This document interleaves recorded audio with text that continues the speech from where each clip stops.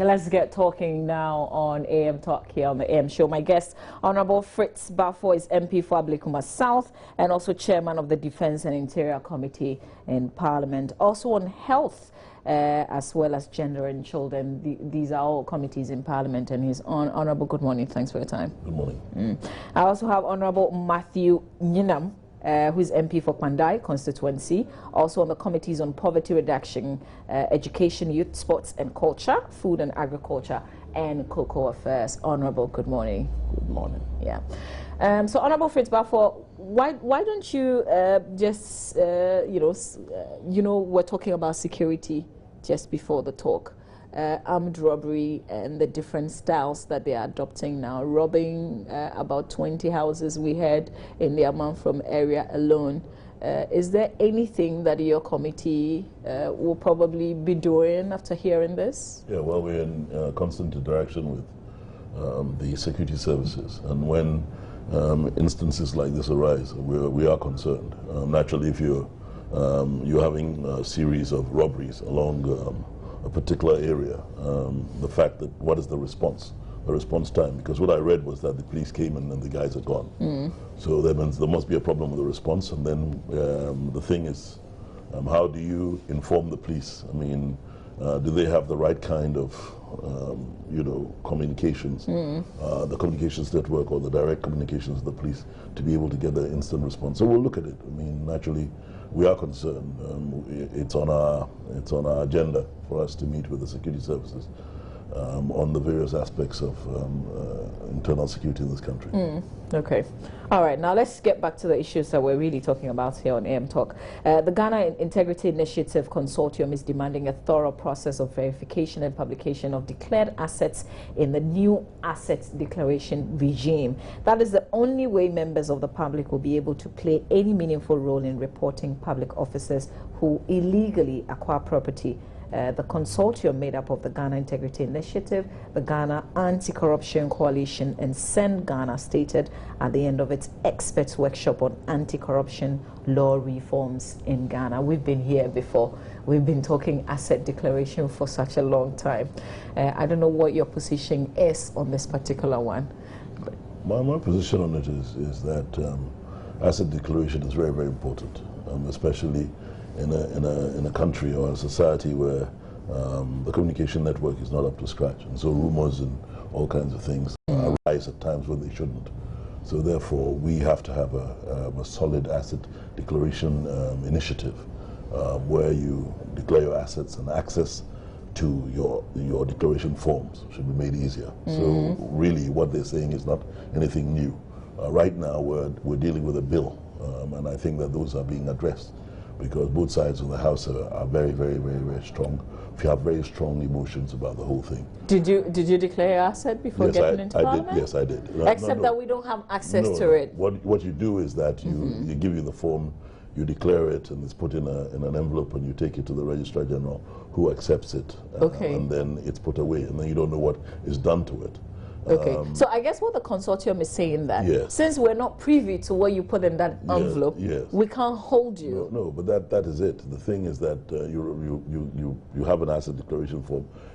In reality, the members of the public have to go through a certain process to get the declaration form to look at it. I mean, we haven't actually stopped people from looking at the asset declaration form. But if you're writing your assets, why should you? You put your assets together, then you show it to the public before you put it into the Registrar General. That's the problem. I mean, I declared my assets. I had a form. I went to the Registrar General. It was in an envelope. They sealed it.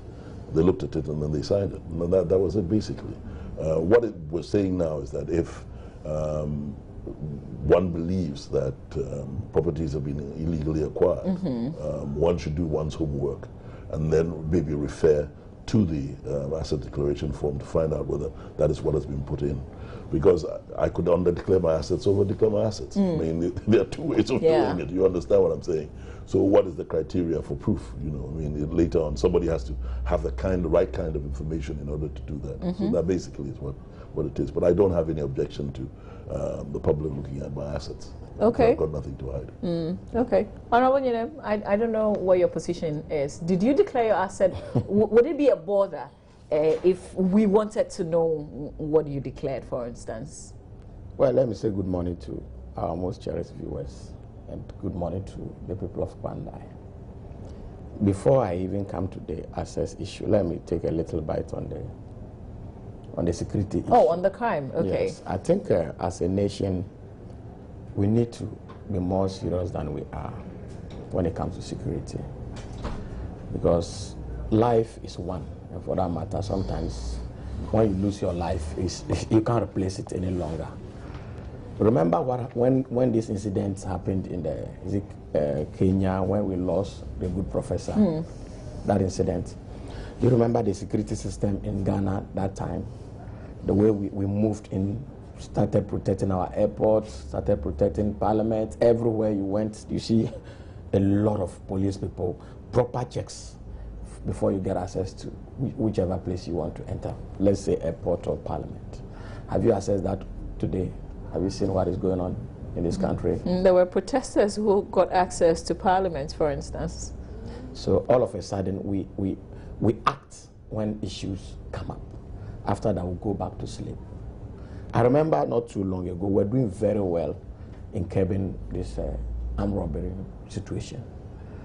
Anytime there is any crime somewhere, the police move in swiftly and it's under control.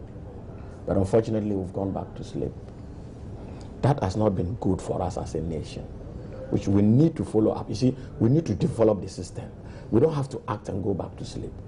When we do that, you see, the people, these armed robbers, they are very intelligent. They are Ghanaians. They know how we behave.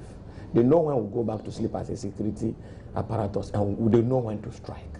So we shouldn't just do that kind of knee-jerk approach, and after that we'll go back to sleep. It's not helping. It's not helping us.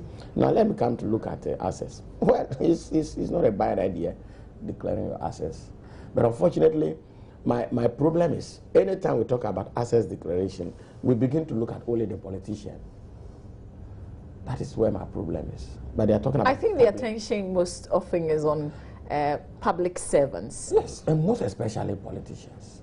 You begin to monitor it and see. To talk about, oh, have you politicians, they are making money. You see, I can tell you that there are a lot of people who are making more money illegally than the politician. But I don't have any problem at all when it comes to declaring your assets. It's not anything. Personally, I don't have any problem with it. But my problem is that as a nation, this is a step in deepening our democracy and in fighting corruption, which I think is laudable. But if I had my way, I will mandate I will charge the Ghana Initiative people to be looking at how to strengthen other wings like the public Auditor General Department, where we see a lot of waste, a lot of money gone down, and no one is held accountable. Let's look at the Parliament wing, where we have the Public Accounts Committee, where they bring out all these rots. At the end of the day, what happens? That is where my focus will be, because you get to know that, look, this so and so amount of money went waste. We put committees together, they come out with reports, and we get to know that, look, there's been a lot of waste in this particular sector, and that is all. We should also be scrutinizing those public servants who are also scrutinizing others, shouldn't we? We should. So it should be a system where if I'm held responsible, you are held responsible. So it ends up that everybody should be responsible. But if at the end of the day, I declare my assets, like Chairman said, I could even declare or under-declare. Don't you have a problem with that as it is? I have a problem. Because you declare, nobody knows what you've declared, for instance. And I don't run away from that. And that's exactly what I'm saying. I'm all out for it. We could do it. The public will get to know that, look, I have one house, I have 2 houses. I could have more than 10 houses. I could have even, maybe I don't even have a house at all. Okay, but we need to look at all this holistically. But if it is an attempt to fight corruption, there are areas that we can do better. In that case, you cannot dodge, because if the Auditor General comes out with a report that so and so amount of money went waste, it's directed. We know the source. We know how to fight it. So maybe when we begin to be strict on you, then you would also pay a lot of attention on these findings. I mean, if we start, for instance, because you're members of parliament, I am on you.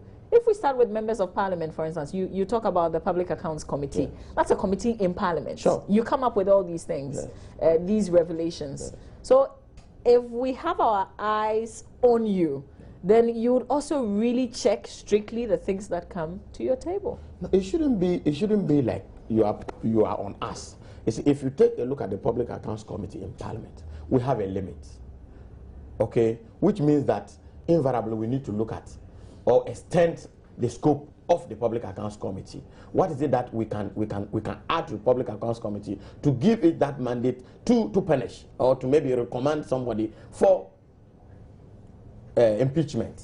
You see, we need to extend that kind of scope. Apart from just revealing... Apart from just revealing the rods and leaving it and debating it in Parliament, and it will take partisan positions.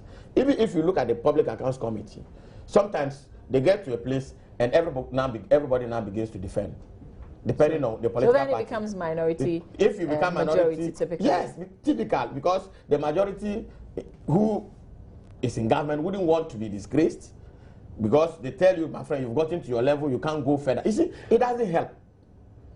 That is why I think that the Ghana, what is that? Ghana Integrity Initiative and Send Ghana and yes, others. They should also be looking at it. And as a nation, we all must also look at it. Because look at the Auditor General's report and look at the rot in it.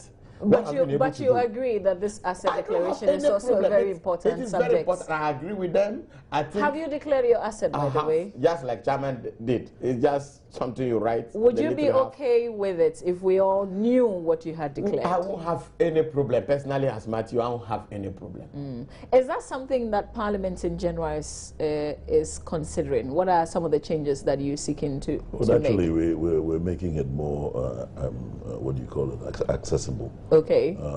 But the bill is still under, we're still considering it. So it's not something I can say it's going to be done. Yeah, but is it in your interest as Parliament, as members of these two major political parties, to make this so transparent?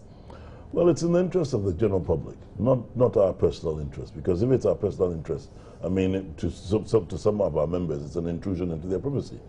The circumstances that we, as members of Parliament and politicians, have, where people perceive the perceptions and things like that, may be reinforced either by the declaration or not. So therefore, there are people who would actually object to it.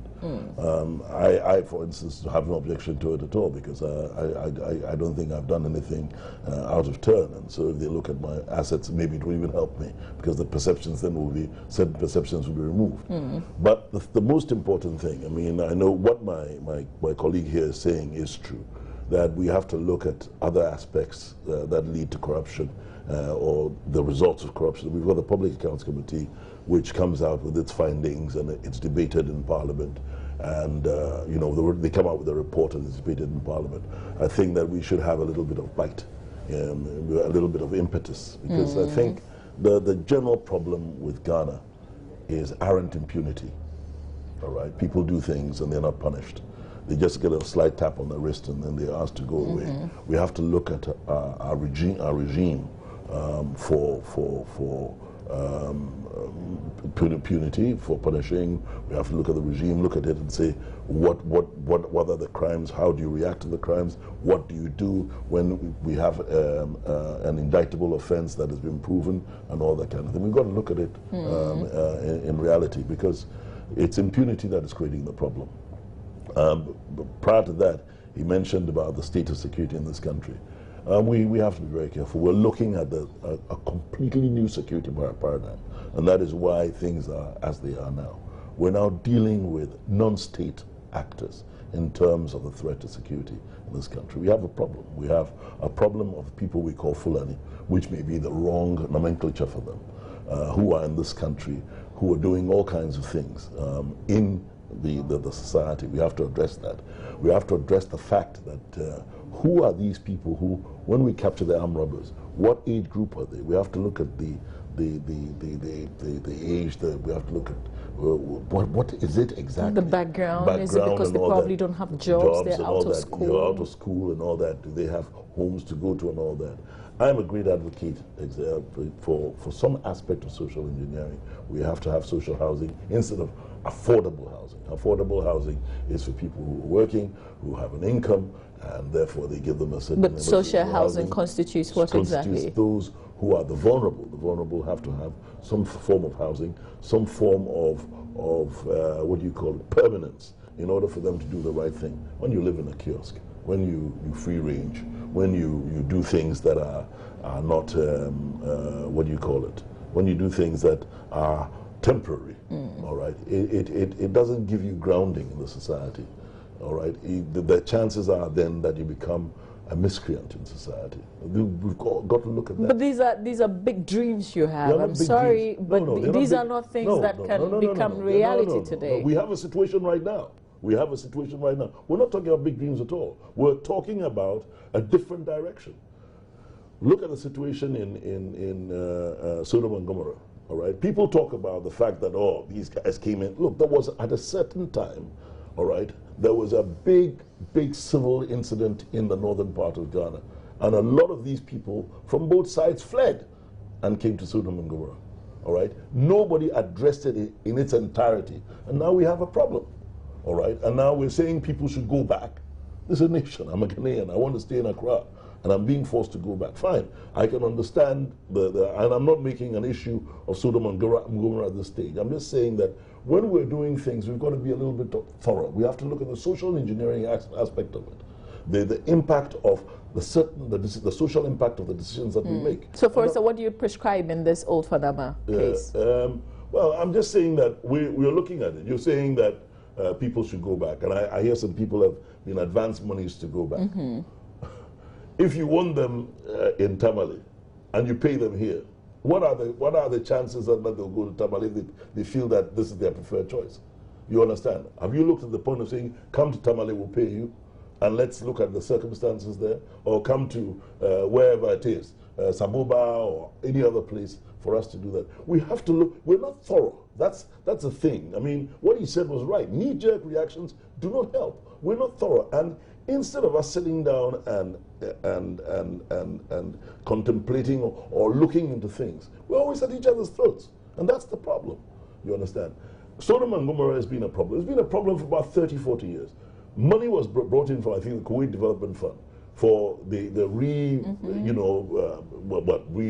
relocation, construction. They're going to construct and redesign the Kwale Lagoon so that it will be beneficial to the and we said we would do it, and we haven't done it. There was a relocation plan as well, and money I allocated for didn't go to Kuwait, but I didn't go to Kuwait. Let me tell you something. There's no accommodation. It is more for the bulk distribution. It's a bulk distribution market. People bring in bulk goods, and it's taken by retailers, and then they distribute it. But you know, per the plan, as described by the former Minister of Works and Housing, who was right here, I thought it wasn't a bad idea to get, you know, more like a chamber and a hall kind of style of housing. So the hall is your store, and then, you know, the other room is your bedroom. So it's more like your bedroom and then your store. But actually, the bulk distributors, their original idea is that they bring the stuff in, they sell their stuff. I mean, and it's an attritional thing. It takes some time when you bring in bulk goods. It's like a warehouse. And then you go back for your supplier. So it's actually supposed to be a temporary thing. Did we look at it? Did we do a stakeholders conference? Did we impact assessment? We're not thorough. That is what I am just trying to say. Okay. And it's not a partisan point. We are just not thorough when we're planning. Honorable Matthew, so we're not thorough. Sure. What do you intend doing about it as a house? Well, sometimes, you know, as a house, we basically have to formulate policies. Basically, we don't implement them. You bring your bill, we run through it. If the committee deems it necessary, it comes to floor, we debate, and it's gone. You see, the buck stops at those who have the mandate to implement. That is the executive's wing. Like Chairman rightly said, which I also want to add some voice. You see, we're talking about huge youth unemployment. Okay, we're not looking at them at all.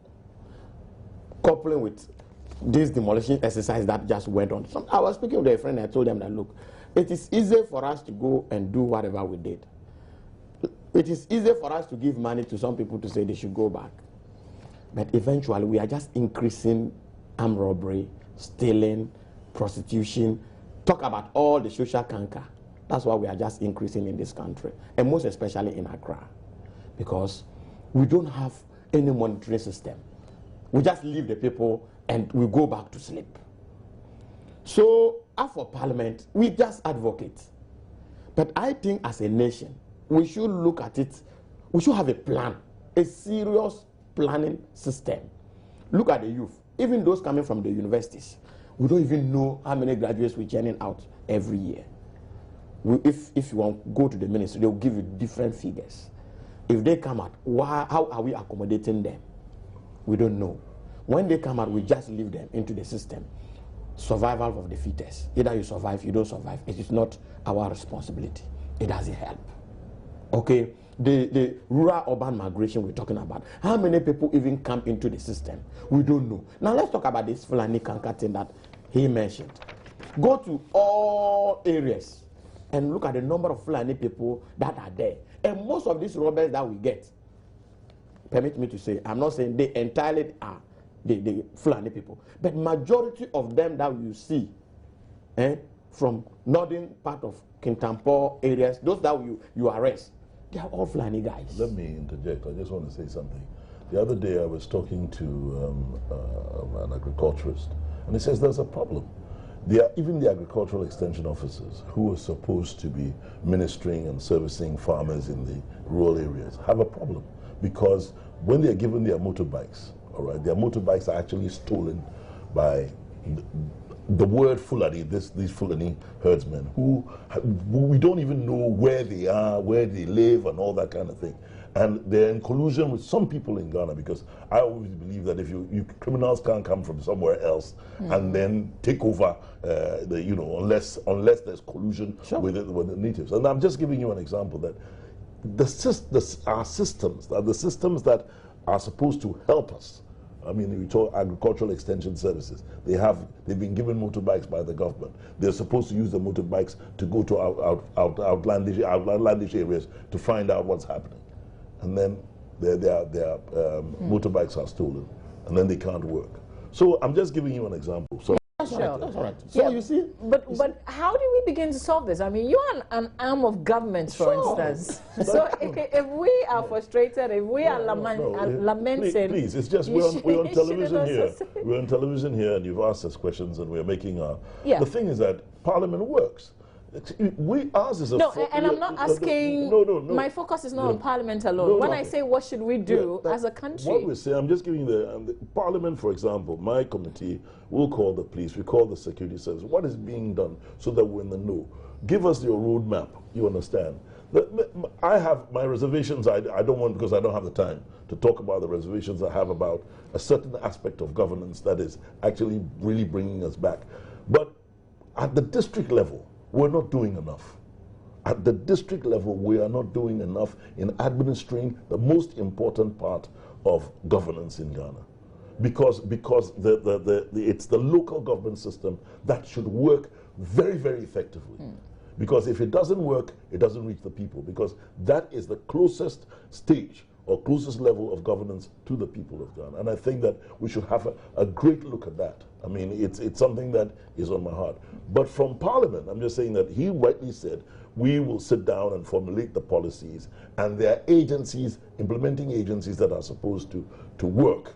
Now, we also have another aspect that we have to be strengthened on. That is the monitoring and evaluation aspect of Parliament. We have to be able to monitor and evaluate the agencies. Right now, we're only talking about the Public Accounts Committee and all that. But the other monitoring agencies, he's on gender, all right? And that is one of the biggest monitoring and evaluation aspects of Parliament. You monitor development projects. Are they going to be on time? Did you do the right work and all? That is a very important aspect. But unfortunately, we're not resourced as a Parliament to be able to do that effectively. And that is a problem too in itself. But I am saying that we've got to be a little bit more thorough. We've got to be involved.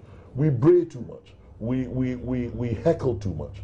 Instead of coming in and saying, look, let's sit down and discuss this, we would rather heckle, because we become so overly partisan that it is actually disturbing the body politic of this country. Honorable Matthew, let me give you time, because I think I catch you. Oh, yeah, he's my chairman, so sometimes he tries to bully me, so let me allow him. You see, like he started. You see, sometimes we expect too much from Parliament. sometimes.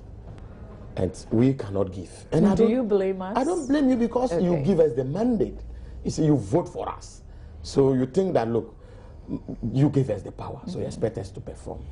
And I was just actually narrowing down to the district assembly concepts that we have. But unfortunately, we've not also given them, maybe our decentralization has not been properly done.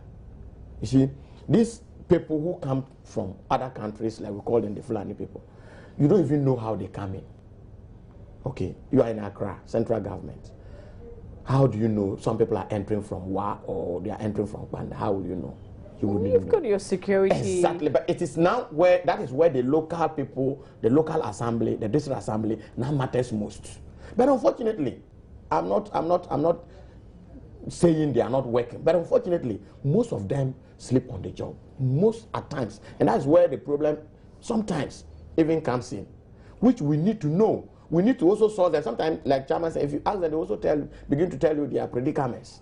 But that we don't need to be complaining too much. Sometimes we need to be more proactive than we are, which I think that as a nation we should also be doing that. But central government sometimes, you see, the politics is also becoming too much.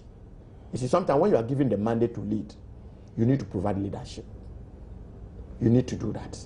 And if you don't do that, the rippling effects will be more than you can contain. Okay, so I agree. But when it comes to this declaration thing that we're talking about, look, I am all out for it. Sometimes the perception that members of parliament are rich, it's not true. When we begin to declare, Where is that coming from? It's really? coming from the way you see. Look at me. It's your campaigns. No, it's not about campaign. It's about what is that? Article 71 holders, the emoluments. You come to parliament as a young man, you are given a loan, you buy a car, a very big car, you lie in that car, all of a sudden, somebody sees you in that car. You cannot go and tell your constituent that you are poor. You cannot, there is no justification. They will never listen to you because look at the kind of car you are lying in. You tell the person you don't have money. It doesn't make sense. Look at the kind of clothing that we put on. Because you cannot dress anyhow. You need to decently present yourself. So you have money. You see? So sometimes it is erroneous. Okay? Shouldn't we then begin to educate, to let these people know that this is not, I mean, I'm only sitting in this cab because it's a need. I mean, I'm traveling to the constituency and my safety matters, for instance. My dear, that is where I had a problem with the National NCCE, National Civic Center for Civic Education. National Center Commission for Civic Education. Yeah. That's where I have a problem with them because they are not doing their job. All this we're talking about, it is their mandate to let the ordinary man understand certain things, but they will not do. How can I go and tell my constituent that, look, this car is that and that, is that and that, is that and that? They will just think you are defending yourself. Okay? And sometimes the media, you also add up. What have we done now? No, my dear, you know what I'm talking about. You add up, okay? Oh, look at this car, look at this man. Meanwhile, at the end of the day, I can tell you there are a lot of MPs who cannot even fuel their cars. I can tell you. Yes. Are you not giving fuel coupons in Parliament? No, not at all. Who? From where? You fuel your own buy vehicles. your own car, you fuel it, you maintenance, everything is on you. You don't have an allowance for that? Oh, my dear. All consolidated. Okay? And what does it mean? Of course, that is the 72 million the people are talking about. And it's not even 72 million. Because you take away tax and you take about 5,000. Your car loan, you take away about almost 3,000. So you end up, if you see an MP's pay slip, you won't believe it. But the perception out that we are rich. So let them give us the opportunity. Let's declare. Let them get to know. Maybe it will help us. Okay. So this will be a subject for another day. I think we have to talk about Parliament itself, not other issues. Because when you said we fuel our own cars, one of my colleagues back there, Patricia, shouted, "Hey!" And people don't believe it. It's true. You see, look, we bought our cars from Japan Motors. And for now, there are a lot of people who are not able to send their cars to Japan Motors for servicing. Amazing. No, because when you go there, you end up, they give you a bill, you need about 1,000, 2,000. So now most people are using the roadside mechanics to service your car because you cannot pay. that goes into the next item that you were going to talk about. We're I'm talking sorry. the GMA. Conditions. Exactly. Yeah. No, conditions We're of talking service. conditions. You Yes. also don't have conditions of service. We don't. But you've been quiet. It's No, only no. GMA who's Hey, been... you want us to talk? As soon as we start talking about conditions of service, we are laid back about this. Conditions of service, I've not read, I don't even know. I mean, when they say you get your pay slip, they tell you that this is the maximum and they've taken this and out, that and out, and that's it. We are now also fighting about our conditions of service.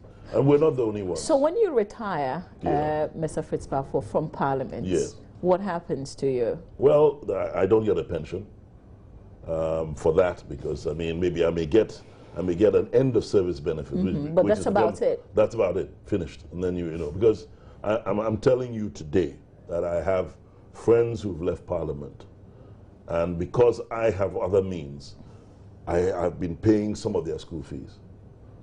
All right, some of them come. I mean, it's a sad thing when you see people who, I mean, it's not that they weren't prepared. It's a 4-year thing, all right? And the thing is that at the end of it all, you could be someone who you know, expects to win and then you don't win. And then you're left in the lurch. They give you your end of service benefit. You mortgaged it for politics because the political parties do not really fund your campaigns as in other countries. You understand? And you know, when he was talking about the National Commission for Civic Education, I believe that they're very under-resourced because I worked in tandem with them when I was in the Ministry of Information, and I saw the will and I saw the plan and everything was first class, but they didn't have the resources for it. But you see, I believe that one of the biggest problems in our political structure right now is that our political parties are not well organized. They are not institutions. I keep on saying it day in and day out. We've got to have, they are the ones who are supposed to educate their members, because I have a constituency meeting every 2 weeks. And we've got to get somebody who will come in, not the MP, to come and take them through the paces of what politics is all about, what the role of the parliamentarian is all about. When you do that, you've got more credibility because you're coming from within. That is what we've got to do. We've got to start building our political parties into organizations that interact with their members. It's not just a question of coming to a constituency and saying, hey, we need a gutter here, we need a light here, the MP is not good and all that kind of thing. When we do it that way, we play into the hands of people who become power brokers. Okay.